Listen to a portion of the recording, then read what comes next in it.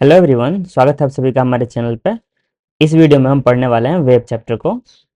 इस चैप्टर को हम लोग थोरली अच्छे से कवर करेंगे। इसमें जितने भी थ्योरी पार्ट्स हैं और जहाँ जहाँ से भी न्यूमेरिकल्स बनते हैं हम सारे कॉम्प्रिहेंसिवली कवर करेंगे।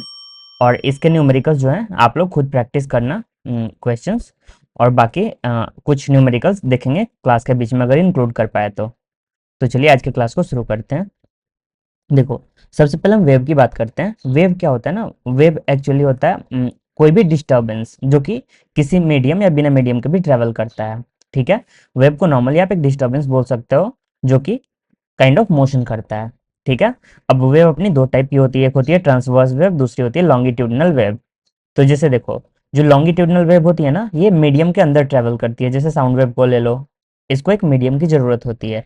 लेकिन जो हमारी ट्रांसवर्स वेव होती है, इसको मीडियम की ज़रूरत नहीं भी होती है। जैसे लाइट हमारा ले लो, लाइट मीडियम रहे तब भी ट्रेवल करेगा, नहीं रहे तब भी ट्रेवल करेगा। तो ये दो वेव्स होती हैं। अब कुछ टर्म्स होते हैं जनरल, जिनको एक एक करके बता देता हूँ। देखो, सबसे पहले एम्पलीट्यूड। एम्पलीट्यूड क्या होता है ना, maximum displacement from the mean position. आप लोग जो कि ऑलरेडी एसएचएम में पढ़े हुए हो। नेक्स्ट, वेवलेंथ क्या होता है? वेवलेंथ होता है distance between two consecutive crest या ट्रफ्स। यानी कि जैसे यहाँ पे देख लो, जैसे ये दो पीक्स की बात करूं तो इन दोनों के बीच की जो डिस्टेंस होगी यही हमारी एक वेवलेंथ के इक्वल होगी। या फिर बोले तो जो दो क्रेस्ट्स हैं, ये और ये ले लो, इनके बीच की जो डिस्टेंस होगी इसको वेवलेंथ बोलेंगे। अब यहाँ पे एक चीज होती है, इसको एक और तरह से डिफाइन करते हैं। जैसे कि बोलते हैं कि अगर दो पार्टिकल सेम फेज में है, उनके बीच का डिस्टेंस जो होता है वेवलेंथ होता है। लाइक देखो, ये पार्टिकल और यहाँ एक पार्टिकल, ये दोनों फेज में होंगे। ठीक है, फेज में होने का मतलब है इनका फेज डिफरेंस 0 होता है। ठीक है, नेक्स्ट देखो, इसके बाद होता है टाइम पीरियड। तो टाइम पीरियड को हम डिफाइन करते हैं time taken for a oscillation. ठीक है, मतलब एक कंप्लीट ऑसिलेशन को होने में जितना टाइम लगता है उसको टाइम पीरियड बोलते हैं। नेक्स्ट अपना आता है फ्रीक्वेंसी। फ्रीक्वेंसी को हमने डिफाइन करा हुआ है नंबर ऑफ ऑसिलेशन पर सेकंड, मतलब एक सेकंड में कितनी ऑसिलेशंस हो रही हैं। ठीक है, उसके बाद अपना एंगुलर फ्रीक्वेंसी होता है, जो कि आप लोग जानते हो ओमेगा, वो अपना इक्वल होता है 2 पाई एफ के।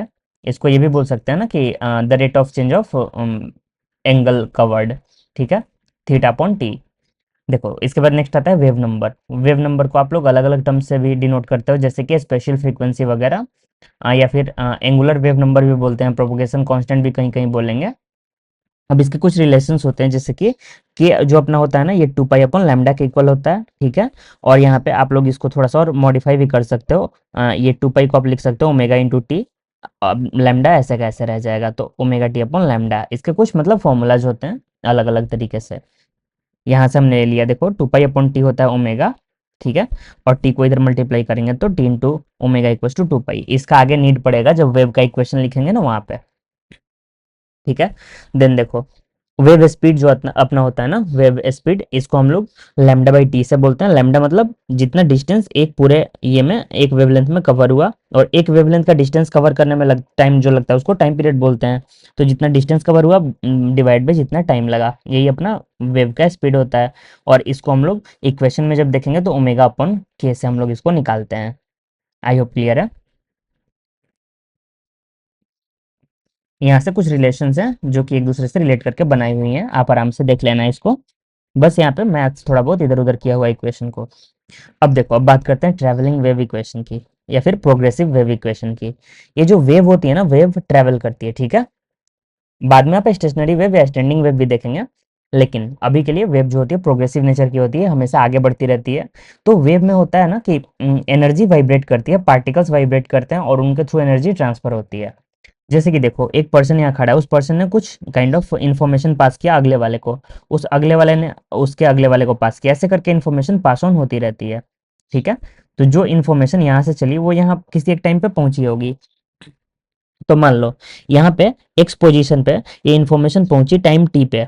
ठीक है, तो अब इनिशियल इंफॉर्मेशन के बारे में हमें लिखना है कि इनिशियल इंफॉर्मेशन क्या थी। तो इसको ऐसे लिख सकते हैं ना, इनिशियल इंफॉर्मेशन अपनी एफ इक्वल टू जीरो पे, एक्स इक्वल टू जीरो पे आई थी, तो इसको एफ ऑफ जीरो। और टाइम कैसे होगा, टाइम मान लो T1 सेकंड पहले ये घटना हुई थी, T1 सेकंड पहले यहाँ पे बात हुई थी। तो T1 को हम लोग क्या लिख सकते हैं, देखो डिस्टेंस एक्स है और वेव का स्पीड वी डब्ल्यू या वी है। ठीक है, तो अपना T1 डायरेक्टली हो जाएगा ना x upon v. I hope clear है। तो देखो, यहाँ से टी माइनस टी वन की जगह पे हमने पुट कर दिया एक्स अपॉन वी। ठीक है, तो अपना वेव का इक्वेशन मिलता है f x comma t equals to f zero comma t minus x by v. ठीक है, अब देखो, अब इस इक्वेशन को आप हम लोग थोड़ा सा रीअरेंज करते हैं। ये देखो, जैसे कि y एक्स कॉमा टी हमने यहाँ ऊपर डिराइव कर लिया था zero comma t minus x upon v. अब देखो जीरो वाला टर्म ये तो जीरो है, तो इसको हम लोग नेग्लेक्ट करते हैं। अब अपने पास इफेक्टिव इक्वेशन बचा, अगर खाली ऑसिलेशन की हम बात करें तो अपने पास इक्वेशन बचा y of t minus x upon v. ठीक है, तो अब इसको कैसे रीअरेंज करेंगे, तो देखो ट्रैवलिंग वेव के लिए जो इक्वेशन हमारा बन के आएगा वो एक तो ये वाला फॉर्म में आएगा। एक सेकंड ऐसे भी तो आ सकता है ना कि मान लो ये जो इन्फॉर्मेशन आगे की तरफ पास हुई, अगर ये सेम इन्फॉर्मेशन पीछे पास होगी, तो जो हम लोग इस पॉइंट से पीछे टाइम में पीछे जा रहे हैं, मतलब पोजीशन में पीछे जा रहे हैं, तो कुछ टाइम बाद हमें ये वाली घटना यहाँ पे कंसीडर होगी। तो ये जो T1 आएगा ना, जो यहाँ पे हम लोग माइनस कर रहे हैं, ये T1 प्लस हो जाएगा, T प्लस T1। इस वजह से यहाँ पे T plus x upon v आएगा। अगर वेव पीछे चल रही होगी तो इक्वेशन में अपना बीच में पॉजिटिव आएगा, अगर वेव आगे की तरफ जा रही होगी तो इक्वेशन अपना निगेटिव आएगा। इतना ही डिफरेंस होता है वेव के दोनों इक्वेशंस में। अब देखो काम की बात क्या है, देखो काम की बात ये है कि आप याद करो, जब भी आप लोग एसएचएम में लिखते थे, एसएचएम में जीरो कॉमा टी पे मतलब पोजीशन जीरो टाइम टी, ये जो इक्वेशन आप लिखते थे ना किसी भी ऑसिलेशन के लिए, आप लोग लिखते थे A sine omega T. I think याद होगा आप सभी को। नेक्स्ट देखो, अब यहाँ पे अगर वेव के लिए हम लोग लिखेंगे तो जीरो की जगह पे तो एक्स आ जाएगा हमारा, और ये इक्वेशन हमारा आया था zero comma t minus x upon v. ठीक है, अब सेम इसी इक्वेशन में टी के जगह पे हम अपने टाइम का वैल्यू पुट करते हैं, तो वाई एक्स कॉमा टी अपना निकल के आता है ए साइन ओमेगा, ओमेगा के बाद देखो T minus x upon V को मल्टीप्लाई कर दिया, तो यहाँ से अपना बना A sine omega T minus omega V into X. ठीक है, और ओमेगा अपॉन वी जो होता है ना, यही अपना के होता है। ठीक है, क्योंकि ओमेगा अपॉन के जो होता है वी हो जाता है, तो जब करोगे ना देखो यहाँ से, ये जो के अपना है ये ओमेगा अपॉन वी हुआ, तो यहाँ से वी निकालोगे तो ओमेगा अपॉन के आता है, यही मैंने ऊपर में आपको बताया था ऑलरेडी। आई होप क्लियर होगा। अब देखो यहाँ से अपनी एक इक्वेशन आई, ये इक्वेशन तब होगी जब अपना जो वेव है वो मूव कर रहा हो पॉजिटिव एक्स एक्सिस में, मतलब यहाँ पे के और ओमेगा दोनों का साइन अपोजिट आएगा, जैसे कि जैसे अगर ये माइनस है तो दूसरा वाला प्लस होगा, या फिर ये माइनस है तो दूसरा वाला प्लस होगा। ठीक है, अगर ऐसा इक्वेशन रहेगा तो वेव अपनी पॉजिटिव एक्स एक्सिस में चल रही है। तो सिंपल से आपको देखना है इक्वेशन में, जब भी के एंड ओमेगा का साइन अपोजिट रहे तो वेव पॉजिटिव में जा रही है, अगर साइन सेम रहे तो वेव निगेटिव में जा रही है। ठीक है, तो ये चीज़ यहाँ पे मैंने एक्सप्लेन किया हुआ, आप आराम से देखना। अब देखो वेव की इक्वेशंस कुछ होती हैं, तो इक्वेशन को कैसे पहचानना होता है, आपको हमेशा देखना होता है के एक्स और ओमेगा टी का आपको लीनियर फंक्शन मिलना चाहिए, मतलब एक्स और टी का पावर वन में फंक्शन होना चाहिए। अगर ऐसा कोई फंक्शन अवेलेबल है तो अपना वेव इक्वेशन है, अदरवाइज नहीं है। जैसे ऊपर वाले में देखो, यहाँ पे एक्स और ओमेगा एक साथ पावर वन के फंक्शन में नहीं है, ये साइन के फंक्शन के अंदर है, कॉस के फंक्शन के अंदर है, तो ये अपना नहीं होगा वेव इक्वेशन। वैसे ही आप इसमें देखोगे तो इसमें एक्स वाला टर्म आपका मिसिंग है, इसलिए नहीं होगा। यहाँ पे ओमेगा टी माइनस के एक्स है, तो देखो ये वाला अपना कॉस के अंदर में है ना, हाँ तो ये वाला भी अपना हो जाएगा, क्योंकि देखो फॉर्मेट सेम होना चाहिए, फॉर्मेट अगर सेम सेम आ रहा है तो आपका इक्वेशन होगा, अगर फॉर्मेट सेम नहीं है तो इक्वेशन नहीं होगा। ठीक है, चलो दिन आगे बढ़ते हैं, कुछ क्वेश्चंस है आप पीडीएफ से देख लेना आराम से। देखो अब बात करते हैं वेव पैरामीटर्स की। तो पैरामीटर्स क्या हैं, जैसे देखो कोई एक इक्वेशन है, इक्वेशन में कुछ वेरिएबल्स हम यूज करते हैं, वो वेरिएबल्स कुछ ना कुछ डिनोट करते हैं, तो जो वेरिएबल्स कुछ डिनोट करते हैं उन्हीं को हम लोग पैरामीटर्स बोलते हैं। पैरामीटर्स मतलब जिनके हेल्प से हम जान सकते हैं कि बेसिकली उस प्रोसेस में क्या हो रहा है। ठीक है, वो उसके पैरामीटर्स हो गए। तो यहाँ पे जो अपने पैरामीटर्स होते हैं, पहला तो एम्पलीट्यूड, ये बताएगा मीन पोजीशन से कितना मैक्सिमम डिस्प्लेसमेंट हो रहा है। और जब प्रोग्रेसिव वेव की बात हम करते हैं ना, इस केस में जो डिस्प्लेसमेंट होती है सारे पार्टिकल्स की मैक्सिमम डिस्प्लेसमेंट सेम होती है, एम्पलीट्यूड ए के इक्वल होती है। ये चीज़ चेंज होगी स्टैंडिंग वेव में, जो कि आगे देखेंगे। तो देखो पहला एम्पलीट्यूड हो गया, सेकंड ये पूरा टर्म मिला के हम लोग इसको फेज बोलते हैं। ठीक है, और इसको हम लोग फेज कांस्टेंट बोलते हैं फाई को, या फिर कहीं कहीं पे फेज डिफरेंस भी लिखा हुआ देखोगे। नेक्स्ट जो यहाँ पे देखो के है, के को एंगुलर वेव नंबर बोलते हैं, के का यूनिट अपना रेडियन पर मीटर होता है, फिर कहीं कहीं पे आपको मीटर का इनवर्स भी दिख जाएगा। ठीक है, नेक्स्ट अपना जो ओमेगा होता है, ओमेगा एंगुलर फ्रीक्वेंसी होता है, इसका भी यूनिट रेडियन पर सेकंड होता है, सॉरी इसका रेडियन पर मीटर होगा, रेडियन पर सेकंड नहीं, तो ये अपना यूनिट होगा अब यहाँ से कुछ रिलेशंस आती हैं, जैसे कि देखो lambda equals to 2 pi upon k, ये ऑलरेडी मैंने आपको सारा बता दिया है, बस इसको देखना है, ध्यान रखना है, याद रखना है, ठीक है। तो वेव वेलोसिटी यहाँ से कैसे कैसे लिख सकते हैं, v wave equals to omega upon k पहला, लैम्डा अपॉन टी दूसरा, और टी को हम लोग 1/f भी लिखते हैं ना, तो यहाँ से F equals to 1/t put करोगे तो अपना लैम्डा इंटू एफ भी आ जाएगा, ठीक है। तो इतनी सारी हमारे पास इक्वेशंस आती हैं। अब इसके बाद देखो, अब हम बात करते हैं वेव वेलोसिटी, पार्टिकल वेलोसिटी और स्लोप की, ठीक है। तो देखो तीनों को बारी बारी से समझते हैं। सबसे पहले वेव वेलोसिटी हमने डिफाइन करा हुआ है ऑलरेडी, ओमेगा अपॉन के, वो आपको क्लियर होगा। नेक्स्ट अगर पार्टिकल के वेलोसिटी की बात करें तो देखो पार्टिकल के पोजीशन का इक्वेशन हमें दिया हुआ है y equals to a sin kx minus omega t, ठीक है।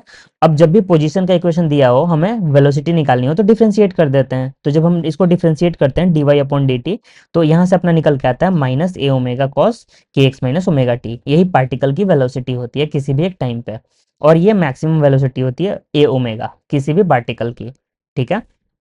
और मैक्सिमम अपने मीन पोजीशन पे ही होगी, ऑब्वियस सी बात है, जैसे एसएचएम में होता था, ठीक है। नेक्स्ट स्लोप की बात करते हैं, तो देखो ये स्लोप है, जैसे किसी भी पॉइंट पे, जैसे यहाँ पे देख लो, इस वेब का यहाँ पे ये स्लोप है, ठीक है। तो ये जो स्लोप है, स्लोप को कैसे निकालते हैं, तो tan theta simply d y upon d x कर देते हैं। तो अपना यहाँ पे वाई है, इसको एक्स के रिस्पेक्ट में डिफ्रेंशिएट करेंगे, तो यहाँ से आएगा ए के कॉस के एक्स माइनस ओमेगा टी, ठीक है। और ए इंटू के जो होगा ये मैक्सिमम स्लोप होगा, स्लोप इससे ज़्यादा नहीं हो सकता है, ठीक है। तो अपना ये दो टर्म यहाँ से आता है।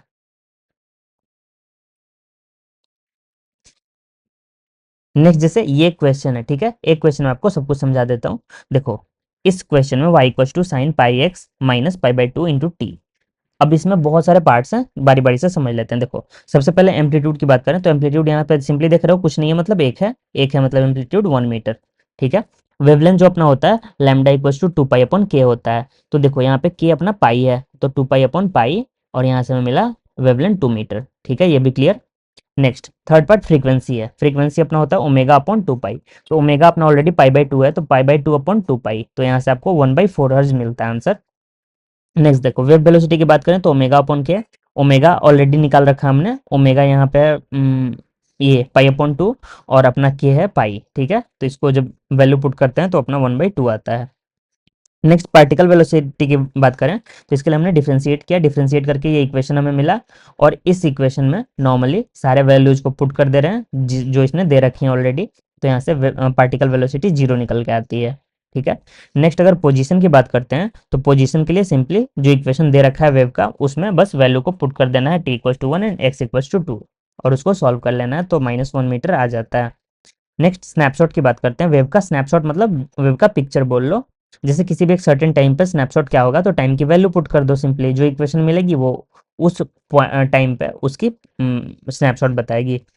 Next position of particle at x equal to 0.5 metre at any time, मतलब किसी भी एक टाइम पे इसका वहाँ पे पार्टिकल का पोजीशन क्या होगा, बेसिकली वीडियो रिकॉर्डिंग कर रहा है, एक सर्टेन पोजीशन पे जाके खड़ा है, वहाँ पे देख रहा है वेव कैसे कैसे आ रही है, ठीक है। तो इसके लिए जो भी वैल्यू दे रखा है आपको एक्स की, वो सिंपली इक्वेशन में पुट कर दो, आपको जो फाइनल इक्वेशन मिलेगी वही आंसर हो जाएगी। सिंपल सा क्वेश्चन है, बहुत ज़्यादा मुश्किल नहीं है। नेक्स्ट देखो जो स्लोप ऑफ टेंजेंट होता है, मैंने जैसे आपको बताया d y upon d x कर दो, उसके बाद वैल्यू पुट कर दो जो इसने दे रखा है already, x equal to 1 and t equal to 1, ठीक है। नेक्स्ट अगर मैक्सिमम पार्टिकल वेलोसिटी की बात करें तो वो तो अपनी ए ओमेगा के इक्वल होती है, तो एम्पलीट्यूड ऑलरेडी निकाल रखा है, ओमेगा निकाल रखा है, तो यहाँ से pi by 2 metre per second. Next last 11th part की बात करें तो phase difference between two particle separated by 0.5 metre. तो फेज डिफरेंस के लिए कॉन्सेप्ट होती है, देखो देखो अगर पार्ट डिफरेंस लैम्डा होती है, ठीक है, ये देखो लैम्डा ये पार्ट डिफरेंस है, तो इसके कॉरेस्पॉन्डिंग 2 पाई का फेज डिफरेंस आता है, तो इसलिए मैंने लिखा है लैम्डा के कॉरेस्पॉन्डिंग 2 पाई। तो देखो 1 यूनिट मतलब पार्ट डिफरेंस होगा, उसके कॉरेस्पॉन्डिंग 2 पाई अपन लैम्डा। तो डेल्टा एक्स अगर अपना पार्ट डिफरेंस है, उसका कॉरेस्पॉन्डिंग जो फेज डिफरेंस आएगा वो अपना आएगा 2 पाई अपन लैम्डा इंटू डेल्टा एक्स, ठीक है। तो यही होता है अपना फेज डिफरेंस। तो इसी सेम मेथड से यहाँ पे हम लोग कर सकते हैं फेज डिफरेंस जो पूछा है इसने, phase difference delta phi equal to 2 pi upon 2 into 0.5, तो यहाँ से पाई बाई 2 निकल के आता है। सिंपल यूनिटरी मेथड है। एक क्वेश्चन ऑलरेडी दे दिया है, आप इसको आराम से देख लेना। ये पार्ट तो हमने कर लिया। चलो अब बात करते हैं वेव वेलोसिटी के बारे में। तो देखो वेव वेलोसिटी ऑलरेडी हम लोग समझ चुके हैं, ओमेगा अपॉन के या फिर लैम्डा अपॉन टी या लैम्डा इंटू एफ। ठीक है, ये ट्रांसवर्स वेव के केस में, या फिर बाकी वेव के केस में भी सही होगी, वहां पे थोड़ा सा मॉडिफिकेशन होता है, यहाँ पे ये मेनली ट्रांसवर्स वेव के लिए है। ठीक है, तो देखो अगर वेव ऑन स्ट्रिंग की बात करें, किसी भी स्ट्रिंग में वेव जनरेट हो सकती है। ठीक है, तो देखो जब वेव जनरेट होती है तो उसकी स्पीड जो होगी सेम इसी फॉर्मूला से भी निकाल सकते हैं, और वो आती है under root t upon mu. अब ये कैसे आती है, तो एक होता है ना, देखो जैसे किसी भी वेव की जो स्पीड होती है वो डायरेक्टली प्रोपोर्शनल होती है अंडर रूट, ऊपर में होता है अपना इनर ये सॉरी ऊपर में होता है इलास्टिक प्रॉपर्टी, नीचे में होता है अपना इनर्शियल प्रॉपर्टी, यानी कि जो भी वेव स्पीड आएगी, यहाँ पे लिख दे रहा हूँ, आगे वैसे शायद लिखा हुआ होगा, अंडर रूट ऊपर में होता है अपना इलास्टिक प्रॉपर्टी और नीचे में अपना होता है इनर्शियल प्रॉपर्टी। तो सेम इसी लॉजिक से ये वाला अपना फॉर्मूला आता है under root t upon mu, क्योंकि म्यू क्या है, मास पर यूनिट लेंथ, जो कि अपना होता है इनर्शियल प्रॉपर्टी, और टी होता है टेंशन, टेंशन यानी कि स्ट्रेचिंग की वजह से किसी भी स्ट्रिंग वगैरह में आ सकता है, तो अपना इलास्टिक प्रॉपर्टी हो गया। ठीक है, तो ये अपना फॉर्मूला आता है, बाकी आपको वैल्यू दी हुई रहेगी तो आप क्वेश्चन डायरेक्टली कर सकते हो, यहाँ पे कुछ एग्जाम्पल क्वेश्चन सॉल्व किए हुए हैं। नेक्स्ट देखो, बात करते हैं लॉन्गिट्यूडनल वेव्स की, जिनको आप साउंड वेव भी बोलते हो। तो उनके केस में ना उनका जो इक्वेशन आता है वो लगभग ऐसा ही आता है। बेसिकली वहाँ पे जो डिस्प्लेसमेंट हमारा वाई में होता था, याद करो, वो डिस्प्लेसमेंट अब एक्स में होता है, क्योंकि जो लॉन्गिट्यूडनल वेव्स होती है ना, ये ऐसे ऐसे ना चल के ये कॉम्प्रेशन एंड रेयरफैक्शन में चलती हैं। ऐसे ऐसे कॉम्प्रेशन हो गया, फिर ऐसे रेयरफैक्शन हो गया, फिर यहाँ पे कॉम्प्रेशन हो गया, तो ऐसे काइंड ऑफ इनका मोशन होता है, मतलब ये अपने मेन पोजिशन के अबाउट ही आगे पीछे ऑसिलेट करती हैं। जबकि जो वेव का प्रोपगेशन लॉन्गी ट्रांसवर्स वेव में होता था, वो अपना वेव जो होती थी वो चलती थी ऐसे ऐसे, और जो उनका ये होता था वेव का प्रोपगेशन होता था आगे होता था, मतलब ऑसिलेशन ऊपर नीचे से परपेंडिकुलर और प्रोपगेशन आगे। लेकिन ट्रांसवर्स के केस में क्या होता है, प्रोपगेशन तो आगे होता है या पीछे होता है, लेकिन जो ऑसिलेशन होता है वो भी इसी लाइन के अलोंग होता है। ठीक है, ये बेसिक डिफरेंस है। अब देखो इक्वेशन अपनी सेम आती है, तो वेव स्पीड भी यहाँ से सेम आएगी, बस थोड़ा सा चेंज आएगा। देखो कहाँ पे चेंज आएगा, जैसे सॉलिड के केस में मैंने जैसे आपको बताया था ना, elastic property upon inertial property. तो देखो इलास्टिक प्रॉपर्टी मतलब अपना गामा आ गया सॉलिड में, और अपना इनर्शियल प्रॉपर्टी यानी कि मास से रिलेटेड कुछ आएगा, तो यहाँ पे रो आ जाता है। ठीक है, तो ये अपना आ जाता है सॉलिड के केस में। नेक्स्ट लिक्विड की बात करें, तो लिक्विड के केस में अपना v equals to under root ये बीटा यानी कि bulk modulus b upon rho. ठीक है, क्योंकि लिक्विड के केस में हम लोग यंग मॉडुलस नहीं बल्क मॉडुलस डिफाइन करते हैं। सिमिलरली गैस के केस में भी अपना बी अपॉन रो आता है, या बीटा अपॉन रो का अंडर रूट। और देखो इसी को हम लोग बाद में न्यूटन लॉ के अकॉर्डिंग लिख सकते हैं। न्यूटन ने लॉ दिया, ये अपना होता है पी अपॉन रो। ठीक है, under root p upon rho के इक्वल होता है। बाद में इसी को थोड़ा सा करेक्ट किया लैपलास ने, यहाँ पे गामा लगा दिया, लैपलास करेक्शन। बेसिकली न्यूटन ने बताया कि अपना प्रोसेस जो होता है ये काइंड ऑफ आइसोथर्मल प्रोसेस होता है। बाद में लैपलास ने इसको एक्सप्लेन किया कि नहीं, कि ये प्रोसेस बहुत सडन होता है, इसलिए एडियाबेटिक होता है। तो यहाँ पे लैपलास करेक्शन के लिए गामा लगाया गया, और गामा जो है अपना एडियाबेटिक कांस्टेंट है, जबकि यहाँ पे जो गामा था ना, ध्यान रखो, ये यंग्स मॉडुलस है। तो एडियाबेटिक कांस्टेंट अपना होता है 1+2/f। एफ क्या है, डिग्री ऑफ फ्रीडम। ठीक है, बाकी सारी जो भी कांस्टेंट्स हैं उनकी वैल्यू, उनके मतलब क्या रिप्रेजेंटेशन है मैंने लिख दी यहाँ पे। तो सिंपली हमें ये वाला यूज करना है इक्वेशन। सिंपल सा ध्यान रखना, जब तक टेम्परेचर चेंज नहीं होगा या फिर मोलर मास चेंज नहीं होगा, तब तक स्पीड ऑफ साउंड चेंज नहीं होगा। ठीक है, दूसरा कोई भी प्रॉपर्टी इसको अफेक्ट नहीं करता है, मेजरली टेम्परेचर। अगर टेम्परेचर कांस्टेंट है तो आपको फिर देखना है मोलर मास। ठीक है, वॉल्यूम वगैरह के केस में नहीं जाना है कि प्रेशर बढ़ गया वॉल्यूम बढ़ गया, इस वाले फॉर्मूला से कंफ्यूज नहीं होना, क्योंकि प्रेशर के चेंज होने से ना फिर वॉल्यूम भी चेंज होगा, वॉल्यूम चेंज होगा तो डेंसिटी भी चेंज होगा, तो मल्टीपल चीजें प्ले में आएंगी। तो आप देखो सिंपली टेम्परेचर अगर कांस्टेंट है, मोलर मास कांस्टेंट है, तो फिर स्पीड ऑफ साउंड गैस में चेंज नहीं होगा। आई होप क्लियर है। अब देखो ये चीज मैंने यहाँ पे बता दिया, अब एक केस आपको बता देता हूँ। ह्यूमिडिटी अगर बढ़ेगा ना, एयर में ह्यूमिडिटी बढ़ता है, तो उससे क्या होता है ना, मोलर मास अपना घट जाता है, क्योंकि एयर एयर में मेनली अपनी oxygen and nitrogen majorly abundant gases हैं। अब देखो ऑक्सीजन का जो मोलिकुलर मास है 32 है, और नाइट्रोजन का 28 है। जब मॉइस्चर बढ़ेगा मतलब H2O बढ़ेगा, H2O का मोलर मास कम होता है इनसे। ठीक है, तो इनको रिप्लेस करके जब H2O वहाँ पे बढ़ जाएगा तो मोलर मास तो घट जाएगा इफेक्टिवली, और टेम्परेचर अपना मान लो कांस्टेंट रहता है, तो मोलर मास के घटने से स्पीड बढ़ जाएगी। इसलिए ध्यान रखना ह्यूमिडिटी बढ़ने से जो स्पीड ऑफ साउंड होती है बढ़ जाती है एयर में। ठीक है, देन यहाँ पे क्वेश्चन है, आप इसको आराम से करना। सिंपल सा क्वेश्चन है, बस फॉर्मूला बेस्ड है और कुछ नहीं करना है। नेक्स्ट देखो, बात करते हैं प्रेशर वेव की। तो देखो, जैसे साउंड वेव के लिए हमने डिस्प्लेसमेंट वेव डिफाइन किया, तो इनके लिए हम लोग एक प्रेशर वेव भी डिफाइन करते हैं, जो कि पाई बाई टू के फेज डिफरेंस के साथ चलता है। जैसे इस इक्वेशन में देखो ना, पहले वाले इक्वेशन में अगर आप पाई बाई टू ऐड कर दोगे तो आपको ये इक्वेशन मिल जाएगी, ठीक है। तो अपना जो डेल्टा पी होता है P not cos omega T minus के एक्स, बिल्कुल सेम टू सेम आता है, इसका ज़्यादा कुछ मतलब यूज नहीं है, बस ध्यान रखो कि ऐसा भी कुछ इक्वेशन होता है, ठीक है। अब देखो यहाँ से इंपॉर्टेंट क्या है, पावर जो होता है ना, पावर निकल के आता है half mu v omega square a square, ठीक है। यहाँ से इंपॉर्टेंट बात यह है कि जो पावर होता है प्रोपोर्शनल होता है एम्पलीट्यूड के स्क्वायर के, ठीक है, ये इंपॉर्टेंट ऑब्जर्वेशन है। अब देखो, इंटेंसिटी क्या होता है, इंटेंसिटी होता है पावर अपॉन एरिया, ठीक है। तो पावर अपॉन एरिया करोगे तो नीचे एरिया आने के बाद भी अभी भी इंटेंसिटी भी देखोगे तो ए स्क्वायर के डायरेक्टली प्रोपोर्शनल है, ये एरिया दूसरा है, ये स्मॉल ए मान लो इसको। तो जो अपना एम्पलीट्यूड का स्क्वायर के प्रोपोर्शनल है इंटेंसिटी, यही आगे जाके हम लोग वेव ऑप्टिक्स में भी सेम चीज पढ़ते हैं, ठीक है। तो हमेशा ध्यान रखना पावर एंड इंटेंसिटी दोनों एम्पलीट्यूड के स्क्वायर के डायरेक्टली प्रोपोर्शनल होती हैं।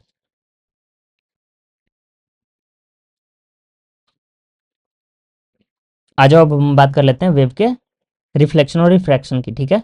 तो देखो, रिफ्लेक्शन जब भी होता है ना, मीडियम सेम रहता है, मीडियम चेंज नहीं होता है, ठीक है। तो देखो क्या होगा रिफ्लेक्शन के केस में, जैसे कि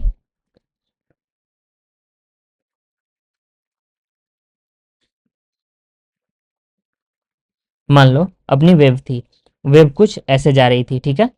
तो जब भी रिफ्लेक्शन फिक्स बाउंड्री से होता है, या फिर यहाँ पे फिक्स बाउंड्री है जो भी, रिजिड या फिक्स बोल लो, तो जब यहाँ पे रिफ्लेक्शन होता है तो क्या होता है ना, ये काइंड ऑफ नीचे फोर्स एक लगा देती है, जिसकी वजह से वेव जो होती है इन्वर्ट हो जाती है, वेव उल्टी हो जाती है, और इधर से अपने को उल्टी वेव मिलती है, ठीक है। बाद में इसका भी हम लोग यूज करते हैं स्टैंडिंग वेव के जनरेशन के लिए, दोनों को सुपर इम्पोज अगर कराएंगे तो wave kind of standing wave बनती है, जो कि हम लोग आगे देखेंगे। तो देखो, ये जो दोनों वेव्स है ना, इनमें पाई का फेज डिफरेंस आ गया है, क्योंकि ये ऊपर की तरफ जा रही थी और यही आगे एक्सटेंड, ऐसे अगर पाई से हम लोग कर दें इसी इक्वेशन को, तो अपना क्या बन जा रहा है देखो, सेम इसका इक्वेशन बन जा रहा है, या इसका ग्राफ आ जा रहा है आपको, ठीक है। तो ध्यान रखना, जब भी फिक्स या रिजिड बाउंड्री से वेव रिफ्लेक्ट होती है तो इन्वर्ट हो जाती है। नेक्स्ट केस देखो, जब भी फ्री एंड से वेव रिफ्लेक्ट होगी तो सेम जैसे जा रही होती है वैसे ही आ जाती है, क्योंकि फ्री एंड पे कोई भी फोर्स नहीं लगता है, फोर्स नहीं लगता है तो कोई मोशन में चेंज नहीं आएगा, अकॉर्डिंग टू न्यूटन्स लॉ, ठीक है। इसके बाद देखो रिफ्रैक्शन, तो रिफ्रैक्शन में मीडियम चेंज हो जाता है। अब जैसे मीडियम कैसे कैसे चेंज हो सकता है पहले रेयर मीडियम हो, पहले पतली रस्सी हो, बाद में मोटी रस्सी में वेव ट्रांसफर हुई हो। तो देखो, जब भी रेयरर से डेंसर यानी पतला से मोटा रस्सी में वेव ट्रांसफर होगी, तो अगर वेव का एम्पलीट्यूड ऊपर की तरफ था तो रिफ्रैक्शन के बाद वेव वैसे ही ऊपर की तरफ चली जाएगी, बस एम्पलीट्यूड कुछ कम हो जाएगा, और साथ में यहाँ पे रिफ्लेक्शन भी होगा, और रिफ्लेक्शन कैसा होगा, जैसा कि फिक्स एंड या रेजिडेंट पे होता था, ठीक है। वेव उल्टी होके वापस आएगी रेयरर से डेंसर में, ठीक है। और यहाँ पे अगर डेंसर से रेयरर की बात करोगे तो सेम चीज उल्टा हो जाएगा। यहाँ पे अगर वेव अपनी ऊपर से ऐसे जा रही थी, तो जब रिफ्रैक्शन होगा, यहाँ पे पतली रस्सी में वेव जाएगी तो कुछ एनर्जी इधर की तरफ ट्रांसफर हो जाएगा, इधर की तरफ आगे वेव चली जाएगी, और सेम वेव एम्पलीट्यूड कम करके अपना और पीछे की तरफ वापस आ जाएगी, ठीक है। तो यहाँ पे रिफ्लेक्शन जो होगा वो ऐसे होगा जैसे कि फ्री एंड पे होता था, ठीक है। और इसको समझना है तो यहाँ पे हम लोग इसको वेलोसिटी के हेल्प से भी समझते हैं, जैसे कि फ्रीक्वेंसी जो होती है, सोर्स ने एक बार एमिट कर दी तो फ्रीक्वेंसी सेम होती है, ठीक है। फ्रीक्वेंसी फिर चेंज नहीं होगी, मतलब अपना टाइम पीरियड भी काइंड ऑफ कांस्टेंट हो गया। अब देखो, वेलोसिटी जो होता है ये अब प्रोपोर्शनल होता है elastic property upon inertial property के, ठीक है। तो यहाँ से देखो, यहाँ से अपना प्रोपोर्शनल आ रहा है वन अपॉन डेंसिटी का, यहाँ पर अंडर रूट भी होगा लेकिन उसको भूल जाओ, जो v होगा proportional to one upon density होगा, यानी कि v proportional to lambda upon t. अब t तो कांस्टेंट है, ठीक है। तो यहाँ से अपना वी प्रोपोर्शनल टू लैम्डा भी बोल सकते हो।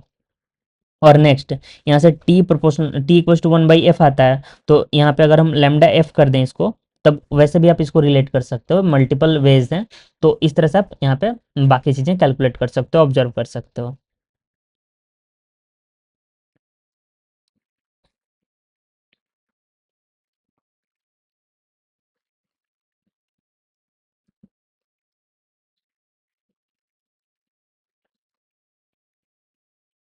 नेक्स्ट देखो, लाउडनेस ऑफ साउंड वेव की बात कर लेते हैं, जैसे साउंड वेव कितनी लाउड है कैसे फाइंड आउट करते हैं।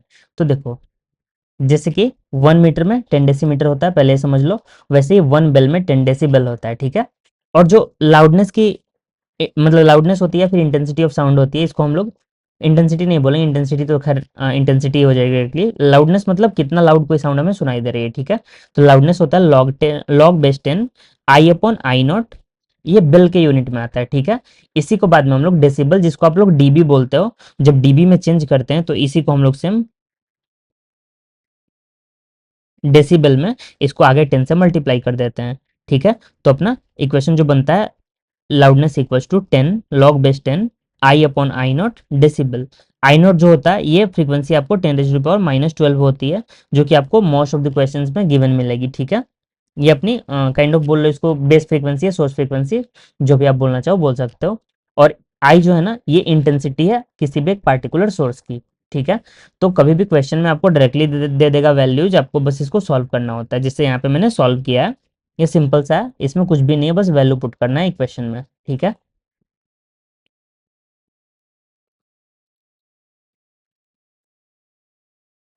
देखो, अब यहाँ से एक चीज समझ लो, इंटेंसिटी मैंने आपको बताया था ना ए स्क्वायर के प्रोपोर्शनल होती है। तो यहाँ से एक चीज देखना, जैसे देखो दो वेव्स अपने पास हैं, Y one equal to A one sine के X minus omega T plus five, दूसरी अपनी कुछ ऐसी वेव है, ठीक है। अब देखो यहाँ पे जब भी ए नेट निकालना होता है तो मैंने आपको दो मेथड्स बताए, एक एसएचएम में मैंने बताया था सुपर इम्पोजिशन लगा दो, यानी कि दोनों को मतलब सुपरपोजिशन प्रिंसिपल से ऐड कर दो, पहला वे। सेकंड वे आपके पास है, आप वेक्टर के थ्रू ऐड कर दो, अगर आपके पास दो ही मतलब वेक्टर्स हैं तो, ठीक है। तो आप कैसे भी कर सकते हो। तो देखो यहाँ से जो ए नेट का स्क्वायर निकल के आता है, अगर वेक्टर सम यहाँ पे लगाते हैं तो अपना आता है A one square plus A two square plus two A one A two cos five, ठीक है। अब देखो इंटेंसिटी जो होता है एम्पलीट्यूड के स्क्वायर के डायरेक्टली प्रोपोर्शनल होता है, तो यहाँ पे एम्पलीट्यूड के स्क्वायर की जगह पे हम इंटेंसिटी आई नेट पुट कर सकते हैं। तो देखो ए नेट की जगह पे ए नेट स्क्वायर की जगह पे आई नेट पुट कर दिया, ए वन स्क्वायर की जगह पे आई वन पुट कर दिया, ए टू स्क्वायर की जगह पे आई टू पुट कर दिया। सिमिलरली यहाँ पे ए वन को अंडर रूट आई वन और ए टू को अंडर रूट आई टू लिख सकते हैं। तो अपना इंटेंसिटी के टर्म में ये ऐसा इक्वेशन आता है, ठीक है, जब भी हमारे पास दो वेव्स रहेंगी तो सुपरपोजिशन के बाद में। अब नेक्स्ट देखो बात कर लेते हैं इंटरफेरेंस की। तो इंटरफेरेंस मतलब दो वेव्स एक दूसरे के पाथ में इंटरफेयर कर रही हैं। जब ऐसा होता है तो मल्टीपल केसेस होते हैं, लाइक देखो एक कंस्ट्रक्टिव इंटरफेरेंस हो सकता है ना, जब दोनों वेव सेम डायरेक्शन में ऐसे जा रही थी, दूसरी वेव भी कुछ ऐसे ही जा रही थी, ठीक है। तो वैसे में क्या होता है, दोनों वेव्स का एम्पलीट्यूड ऐड हो जाता है, ठीक है। आप लोग ऊपर से भी कर सकते हो, कंस्ट्रक्टिव का मतलब है फेज डिफरेंस दोनों के बीच में जीरो होना चाहिए। जीरो का फेज डिफरेंस जब भी होगा कंस्ट्रक्टिव इंटरफेरेंस होगा, और उस केस में एम्पलीट्यूड डायरेक्टली ऐड हो जाएगा, यहाँ से भी ऐड करोगे आपको सेम चीज मिल जाएगा, ये कॉस जीरो अपना वन हो जाएगा, ठीक है। तो ये A one plus A two plus two A one A two बन जाएगा, यानी कि A one plus A two का होल स्क्वायर, ऊपर से अपना रूट हट जाएगा, तो ए नेट जो आएगा ए वन प्लस ए टू आएगा, ठीक है। वही सेम चीज यहाँ पे मैंने लिख दिया है। तो देखो जब भी कंस्ट्रक्टिव इंटरफेरेंस होगा उस केस में फेज डिफरेंस अपना या तो जीरो होगा, नहीं तो टू पाई होगा, नहीं तो फोर पाई होगा, नहीं तो टू एन पाई होगा, ठीक है। ये सिंपल सा केस ध्यान रखना।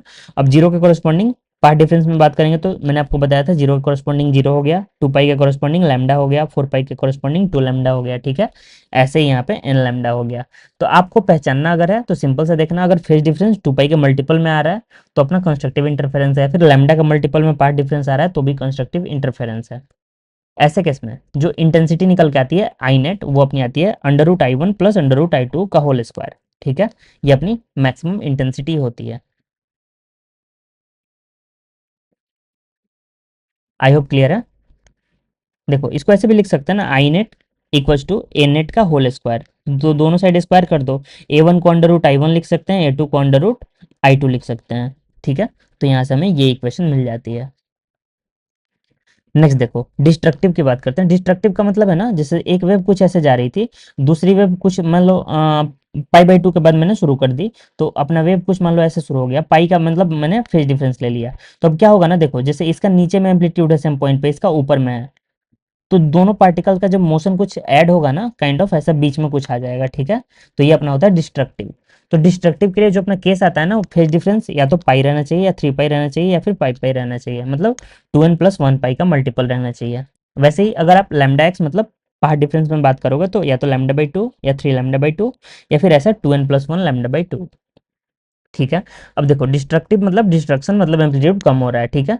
एम्पलीट्यूड कम हो रहा है तो इस केस में जो नेट एम्पलीट्यूड निकल के आता है A one minus A to आता है, ठीक है। आप लोग वेरीफाई भी कर सकते हो ऊपर वाले फॉर्मूला से।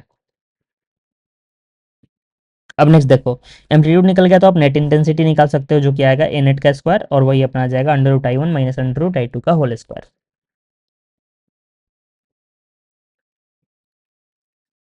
ठीक है, अगर पाई बाई टू हो, अपना जो फेज डिफरेंस है पाई बाई टू है, ठीक है। अभी हमने बात किया जीरो, पाई एंड टू पाई, ये सारा केस बात कर लिया।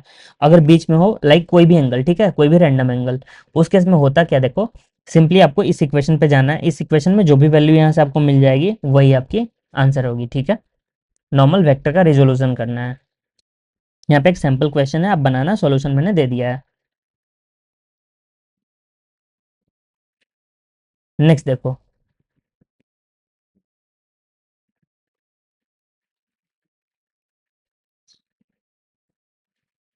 अब बात कर लेते हैं स्टेशनरी वेव या फिर स्टैंडिंग वेव की। तो देखो, अभी तक प्रोग्रेसिव वेव में क्या होता था, वेव आगे की तरफ बढ़ते रहती थी, ठीक है, और पार्टिकल्स एसएचएम करते थे, मतलब काइंड ऑफ ऑसिलेशन करते थे।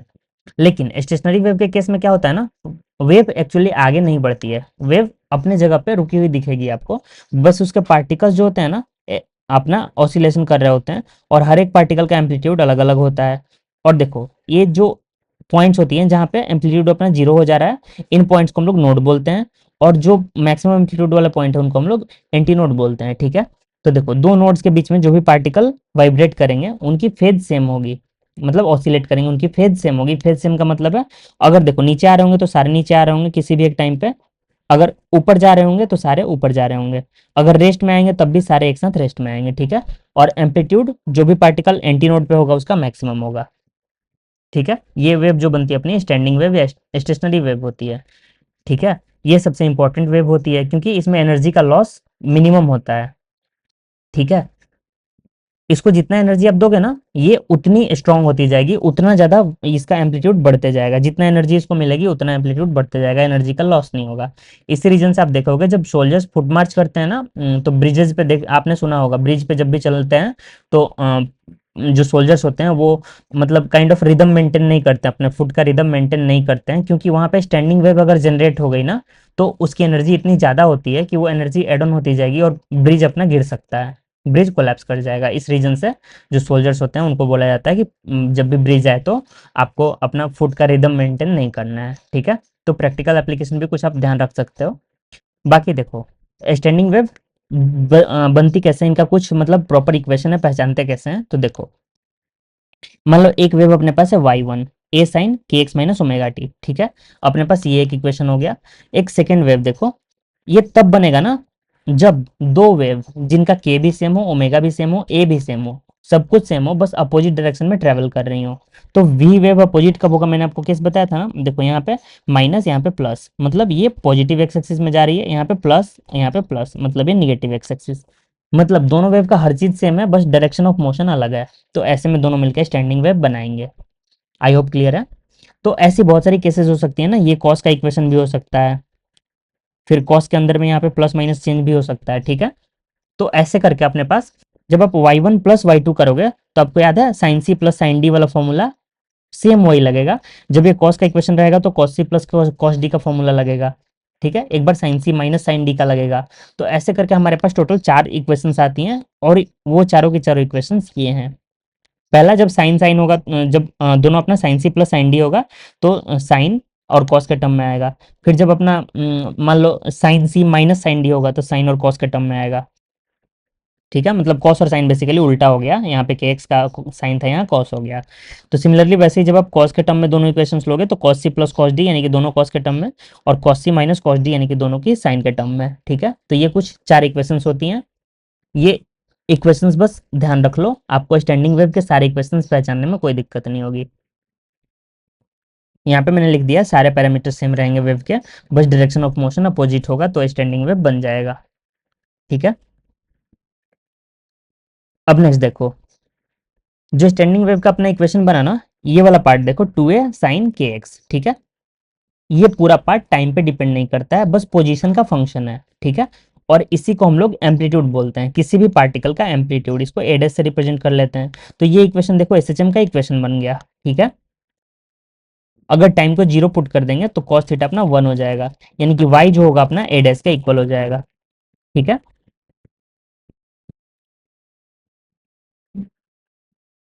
टी इक्वल टू जीरो पे पार्टिकल का जो भी पोजीशन होता था वही तो अपना होता था ना, अगर नॉर्मल इक्वेशन होती थी तो अपना एम्पलीट्यूड के इक्वल आ जाता था, याद करो। तो नेक्स्ट देखो अब यहाँ पे जो पूरा टर्म आया मैंने जैसे आपको बताया, ये पूरा का पूरा टर्म अपना एम्पलीट्यूड बनाता है क्योंकि ये टाइम पे डिपेंड नहीं कर रहा है, ठीक है। तो जो एम्पलीट्यूड यहाँ पे आएगा ना, हर एक पार्टिकल के लिए अलग अलग आएगा, क्योंकि एक्स के अलग अलग पोजीशन पे देखो साइन के एक्स का वैल्यू बदलेगा, साइन के एक्स का वैल्यू बदल के 2a से मल्टीप्लाई होगा, यानी कि हर एक पार्टिकल का एम्पलीट्यूड अलग अलग होगा, ठीक है। और मैक्सिमम होगा जो पार्टिकल एंटी नोड पे होगा, ठीक है। अब यहाँ से Vmax की बात करेंगे तो Vmax अपना आएगा a डैश इंटू ओमेगा, जिससे एसएचएम में आता था Vmax equals to a into omega. अब जिसका a डैश मैक्सिमम होगा उसका वेलोसिटी भी मैक्सिमम होगा, और मैक्सिमम वेलोसिटी जो आएगा ना पार्टिकल्स का, सबका मीन पोजीशन पे ही आएगा और सबका मीन पोजीशन एक साथ ही आएगा, ये चीज ध्यान रखना। नेक्स्ट देखो अपने पास एक इक्वेशन है, इस इक्वेशन में आपको k lambda v wave find out करना है, सिंपल है, बस इक्वेशन से ऑब्जर्व करके आपको करना है। जैसे देखो साइन के एक्स साइन ओमेगा टी, तो यहाँ से के आपका 4 पाई आ जाएगा और ओमेगा आपका 40 पाई आ जाएगा, ठीक है। तो के और ओमेगा निकल गया तो ओमेगा अपॉन के वी वेव हो जाएगा, ठीक है। और लैम्डा भी अपना सिंपली आप कैलकुलेट कर सकते हो, lambda equal to 2 pi upon k से, ठीक है। फॉर्मूला बेस्ड क्वेश्चन है ये भी। अब देखो स्टैंडिंग वेव जो है स्ट्रिंग में बनती है, स्ट्रिंग के केस में स्टैंडिंग वेव कैसे बनती है, सिंपल सा समझो। देखो जब भी स्ट्रिंग फिक्स कर दोगे अपना, तो फिक्स एंड पे हमेशा नोड बनेगा और बीच में दो नोड के बीच में एक एंटी नोड बनता है, ठीक है। तो सिंपल से ध्यान रखो, सबसे पहला हार्मोनिक मतलब जब फ्रीक्वेंसी आपने थोड़ा सा बढ़ाया उस केस में एक हार्मोनिक वहां बनेगा, एक वेव बनेगी। अब देखो जब एक वेव बनेगी ना उस केस में आपके पास दो नोड्स आएंगे और एक एंटी नोड आएगा, और ये पूरा लेंथ मैंने बोला अगर स्ट्रिंग का एल है, ठीक है। तो यहाँ पे देख रहे हो आप आधा वेव बन रहा है, पूरा वेव बनता तो ऐसे बनता तो वेवलेंथ लैम्डा होती, अगर आधा बना तो यानी कि वेवलेंथ लैम्डा बाई 2 होगा, ठीक है। तो एल लेंथ में लैम्डा बाई 2 बन रहा है, तो यहाँ से लैम्डा का वैल्यू आपको मिल जाएगा 12, ठीक है। अब देखो यहाँ से आपके पास वी वेव की एक वेलोसिटी होती है, इससे रिलेट करके सारे न्यूमेरिकल्स बनते हैं। अभी के लिए जो हमारे पास इंपॉर्टेंट पार्ट है देखो ये वाला, जो अपना टी होता है ये लैम्डा अपॉन वी होता है, क्योंकि v equals to lambda upon t होता है, ठीक है। वेलोसिटी जो होता है लैम्डा अपॉन टी होता है, तो यहाँ से t equals to lambda upon v लिख सकते हैं ना, और टी की जगह पे अगर हम एफ लिखें फ्रीक्वेंसी तो 1/t होता है, 1/t करोगे तो वी अपॉन लैम्डा हो जाएगा। तो यहीं से अपना मिलता है frequency equals to v upon lambda, lambda की वैल्यू जब आप पुट करते हो तो वी अपॉन 12, ठीक है। ये फंडामेंटल फ्रीक्वेंसी इसको बोलते हैं, ठीक है, फर्स्ट हार्मोनिक या फंडामेंटल फ्रीक्वेंसी, ये आपको ध्यान रखना है। F equals to v upon 2l, ये बहुत इंपॉर्टेंट टर्म है, हर एक मतलब किसी भी केस में आप पढ़ोगे वहां पे दो कॉन्जिक्यूटिव हार्मोनिक्स के बीच में जो डिफरेंस आएगा ना वो वी अपॉन 2l का ही हमेशा आएगा, ठीक है। नोड का पोजीशन आप सिंपली फाइंड आउट कर सकते हो, जीरो ये अपना एंटी नोड हो गया L/2 पे और फिर नोड हो गया L पे। अब सिमिलरली सेकेंड हार्मोनिक की बात करोगे तो देखो सेकेंड हार्मोनिक का मतलब फ्रीक्वेंसी आपने थोड़ा सा और बढ़ा दिया, फ्रीक्वेंसी थोड़ा सा बढ़ाओगे तो इस बार पूरा का पूरा अपना मान लो एक साइकिल बढ़ जाएगा, तो पूरी एक वेव जनरेट हो गई। अब लेंथ हमने सेम रखा है, तो सेम लेंथ में अब हमारे पास लैम्डा वेव लेंथ है, तो यहाँ से लैम्डा इक्वल टू एल आ गया। जब फॉर्मूला में पुट करोगे तो आपको मिलेगा f equal to v upon l, ऊपर नीचे 2 से मल्टीप्लाई कर दो ताकि इसके जैसा दिखे। तो देखो वी अपॉन 12 था, इसमें सेम वी अपॉन 12 और ऐड हो गया तो आपको मिल गया 2v/12, ठीक है। तो ध्यान रखना हमेशा दो कॉन्जिक्यूटिव हार्मोनिक्स के बीच में 2v/12 का डिफरेंस आता है। सिमिलरली यहाँ पे देखो सेम केस है, यहाँ पे एफ जो आया अपना 3v/12 आ गया थर्ड हार्मोनिक, ठीक है। यहाँ पे अपने 1.5 वेव्स हमने जनरेट करवाई, फ्रीक्वेंसी ऐसे हिसाब से बढ़ाया, ठीक है। वैसे ही जब nth केस के लिए आओगे, nth हार्मोनिक जो अपना आता है nv/12 के इक्वल आता है, ठीक है। तो हमेशा ध्यान रखना जो फ्रीक्वेंसी होगा nv/12 होगा जब स्ट्रिंग दोनों एंड से फिक्स की हुई हो। इसका सेम केस होता है जब भी ओपन ऑर्गन पाइप आपको दे दे, ठीक है। ऑर्गन पाइप में जब वी होता है ना वो चेंज हो जाएगा, गामा पी अपॉन रो हो जाएगा न्यूटन लैप्लास इक्वेशन से, लेकिन जो आपको ये हार्मोनिक का फॉर्मूला आता है बिल्कुल सेम आएगा, सब कुछ सेम रहेगा, ठीक है। और देखो फर्स्ट हार्मोनिक के बाद जो पहला मतलब सेकंड हार्मोनिक आएगा उसको हम लोग फर्स्ट ओवरटोन बोलते हैं। ओवरटोन का मतलब क्या, ओवरटोन का मतलब कि v/12 में एक ओवर v/12 जुड़ गया, इसलिए हम लोग सेकंड वाले को फर्स्ट ओवरटोन बोल देते हैं, ठीक है। वैसे सिमिलरली अगर nth हार्मोनिक होगा उसको हम लोग n माइनस फर्स्ट ओवरटोन बोलते हैं, ठीक है। तो यहाँ पे सेम फॉर्मूला आता है, f equal to n v upon 2L। Case में कोई भी डिफरेंस नहीं है, तो ध्यान रखना ओपन ऑर्गन पाइप या string fix at both end, दोनों केसेस में आपको सेम फॉर्मूलाज मिलते हैं। नेक्स्ट देखो, अगर स्ट्रिंग फ्री है एक एंड पे, दोनों एंड फ्री करने का कोई मतलब नहीं बनता है। अगर एक एंड पे आप फ्री कर दोगे तो हमेशा ध्यान रखना जो फिक्स एंड रहेगा ना अभी भी वहां पे नोड बनेगा, जो फ्री एंड होगा वहां पे एंटी नोड बन जाएगा।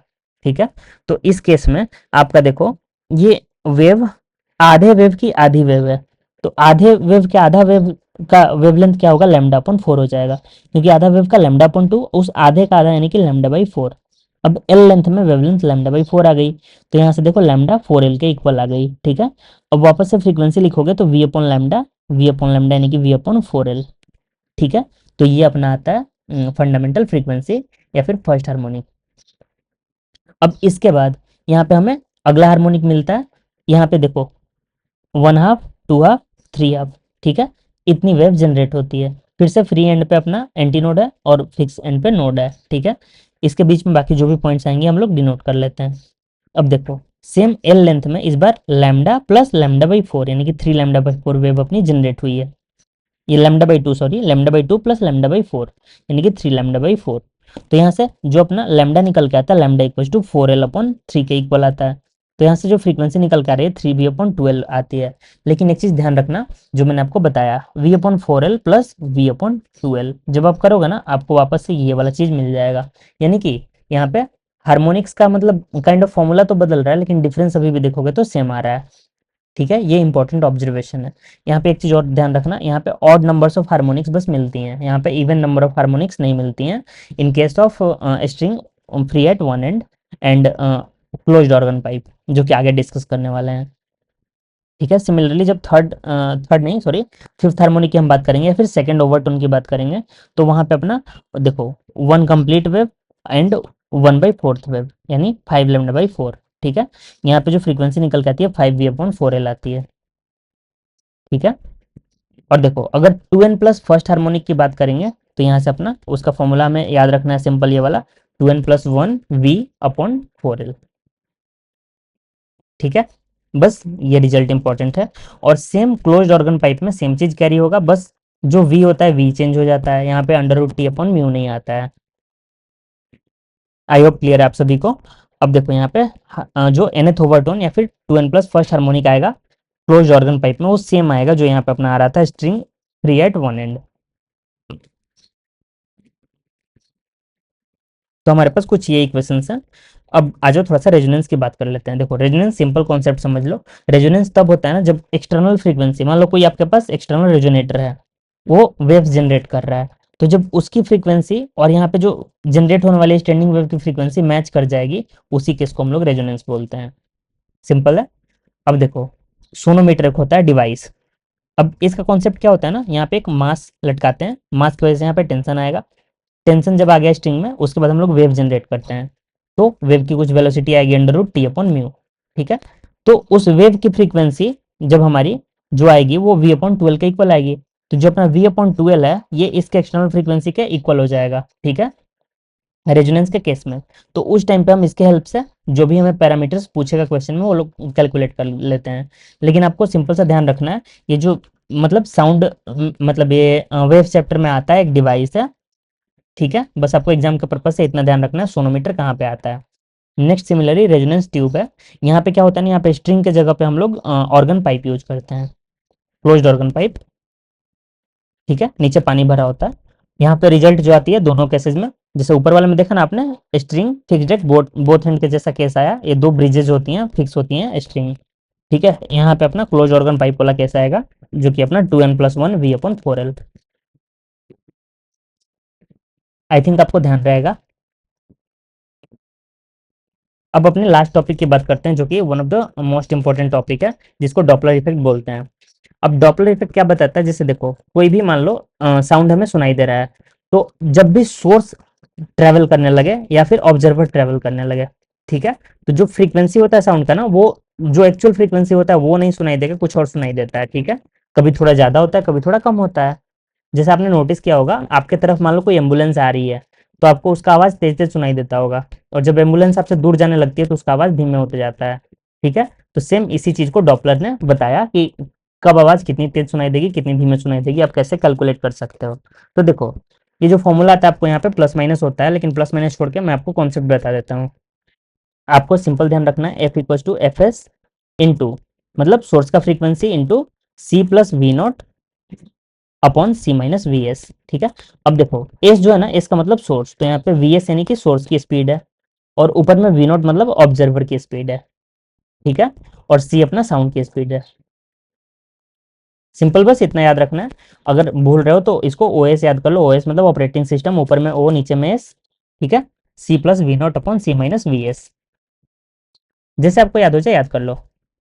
अब देखो, होता यह है कि इस फॉर्मूला में आपको टेंडेंसी देखनी होती है। जैसे देखो, आप मतलब सिंपल अपना ऑब्जर्वेशन लगाना, कभी भी जब सोर्स आपके तरफ आ रहा होता है या फिर आप सोर्स के तरफ जा रहे होते हैं, ऐसे में फ्रीक्वेंसी बढ़ती है ना, तो यहाँ पे फ्रीक्वेंसी एफ को बढ़ाना है। बढ़ाना कैसे हो सकता है, या तो न्यूमरेटर को बढ़ाओ या फिर डिनोमिनेटर को और कम करो। ठीक है, दो केसेस हो सकती हैं। तो देखो, फ्रीक्वेंसी मैक्सिमम कब होगी, जब अपना न्यूमरेटर मैक्सिमम हो जाए और डिनोमिनेटर मिनिमम हो जाए। ठीक है, यानी कि ये वाला टर्म अपना वी एस निगेटिव हो जाए, पूरा पूरा निगेटिव नहीं, सॉरी, वी एस मतलब जो अपना टर्म है, इसको हम लोग माइनस के साइन के साथ लेंगे, तब ये अपना मिनिमम हो सकता है नीचे का टर्म। ठीक है, और वी ऑब्जर्वर, इसको हम प्लस के साइन के साथ लेंगे, तब ये जो अपना न्यूमरेटर है वो मैक्सिमम हो सकता है, और ऐसे केस में फ्रीक्वेंसी मैक्सिमम आएगी। ठीक है, तो सिंपल से ध्यान रखो, जब भी सोर्स और ऑब्जर्वर एक दूसरे के तरफ चल रहे होंगे, उस केस में अपना ऊपर वाला टर्म मैक्सिमम होगा, यानी कि ऑब्जर्वर की स्पीड ऐड होगी, और नीचे वाला जो टर्म होगा वो मिनिमम होगा, यानी कि सोर्स की स्पीड सब्ट्रैक्ट होगी। अब देखो इसका अपोजिट, मान लो दोनों दूर जा रहे हैं, ऑब्जर्वर भी दूर जा रहा है, सोर्स भी दूर जा रहा है, तब क्या होगा, फ्रीक्वेंसी कम सुनाई देगी। तो कम सुनाई देने के लिए क्या करना होता है, एक तो न्यूमरेटर भी अपना घटना चाहिए और डिनोमिनेटर बढ़ना चाहिए। तो इस केस में उल्टा हो जाएगा, ऊपर में अपना माइनस वी नॉट हो जाएगा, नीचे में अपना प्लस वी एस हो जाएगा। ठीक है, और कभी कभी ऐसा भी केस हो सकता है कि सोर्स जा रहा हो लेकिन ऑब्जर्वर भी दूर जा रहा हो। ठीक है, तो ऑब्जर्वर दूर जा रहा है मतलब ऑब्जर्वर काइंड ऑफ कम करने ट्राई कर रहा है फ्रीक्वेंसी, तो यहाँ पे माइनस कर दोगे, और सोर्स ऑब्जर्वर के नजदीक आ रहा है तो यहाँ पे आप प्लस कर दोगे। ठीक है, बस इतना ही इसमें कॉन्सेप्ट है, आई थिंक आप ध्यान रखोगे। नेक्स्ट इसके बाद लास्ट टॉपिक अपना बीट फ्रीक्वेंसी। बीट फ्रीक्वेंसी क्या होता है, देखो जब भी दो वेव्स ट्रेवल करती हैं, ठीक है, उनके बीच का फ्रीक्वेंसी डिफरेंस थोड़ा सा जब होता है ना, जनरली ऐसे में बीट का फॉर्मेशन हो जाता है। ठीक है, तो ये जो नंबर ऑफ बीट्स आती है ना, beats equal to f one minus f two का मॉड होता है। ठीक है, मॉड के साथ लेते हैं। ठीक है, सिंपल सा कॉन्सेप्ट है, beat frequency equals to difference of frequency का मॉड। देखो जैसे यहाँ पे क्वेश्चन है, कैसे कैलकुलेट करते हैं इसको समझा देता हूँ डायरेक्टली।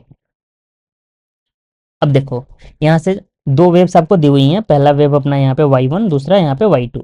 अब सबसे पहले यहाँ से ओमेगा निकाल लोगे, ओमेगा 2 पाई एफ के इक्वल करोगे, तो यहाँ से आपको पहले की फ्रीक्वेंसी मिली 300 हर्ट्ज, सेकंड की फ्रीक्वेंसी मिली 304 हर्ट्ज। ठीक है, तो यहाँ से बीट फ्रीक्वेंसी आप डायरेक्टली निकाल सकते हो, फर्स्ट माइनस सेकंड, मतलब हायर माइनस लोअर कर लो, क्योंकि मोड लगाना है तो बाहर में पॉजिटिव ही आएगा। तो यहाँ से अपना बीट फ्रीक्वेंसी 4 हर्ट्ज के इक्वल आता है। ठीक है, तो ऐसे बीट फ्रीक्वेंसी कैलकुलेट कर सकते हो।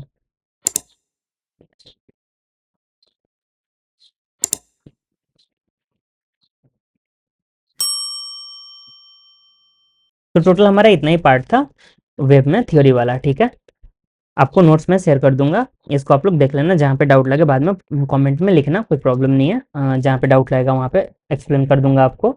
बाकी क्वेश्चंस कम टाइप यहाँ पे कंसिडर किए हैं, क्योंकि जिससे टाइम कम लगे क्लास में, ये एक तरह से समरी क्लास है आपके लिए। आप लोग बाकी अच्छे से देखो इसको, जहाँ पे डाउट है वहाँ पे पूछ सकते हो, और साथ में क्वेश्चन सॉल्व करना, जिससे आपको डाउट नहीं आएगा। आप लोग खुद से करोगे ना, सारे फॉर्मूला जो भी यूज होंगे ना, सारे कवर किए हुए हैं इस चैप्टर में। ठीक है, देन मिलते हैं आपसे अगले वीडियो में।